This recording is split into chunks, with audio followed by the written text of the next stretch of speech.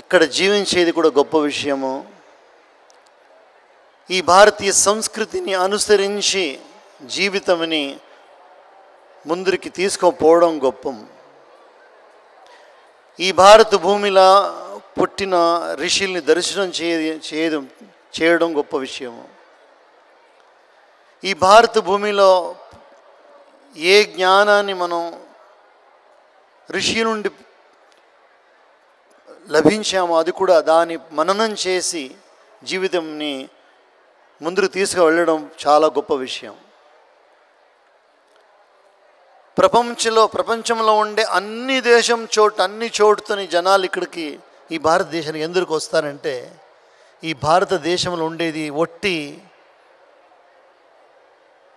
పదార్థ సంపత్తు మాత్రం కాదు, జ్ఞాన సంపత్తు పరిపూర్ణంగా ఉందని వస్తారు.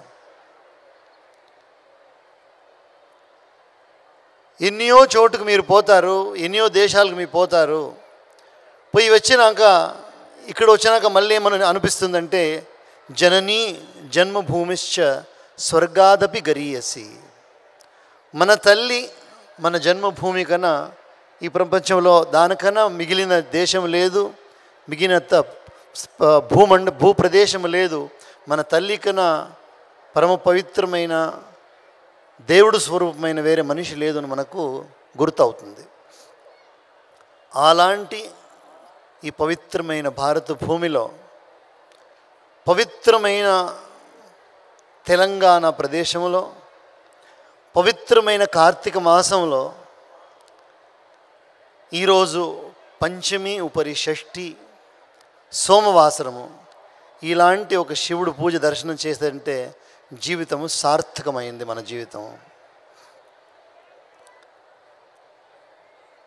ఈరోజు మనం చూసినప్పుడు దీపారాధన చూసినప్పుడు మనకు ఒక సందేహం వచ్చింది.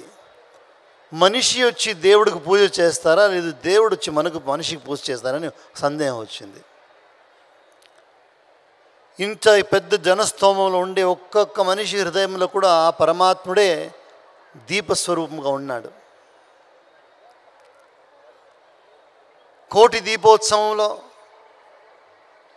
వెలిగి మనం చూసింది ఎలక్ట్రిసిటీ దీపంలా లేదు, అగ్గి దీపంలో మనకు ఇప్పుడు తెలుస్తలేదు. రెండు ఒకటిగా పోయినవి.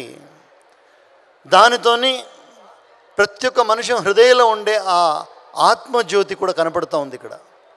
ఇక్కడ వేరే భావం లేదు, ఒకే భావమే ప్రధానమైన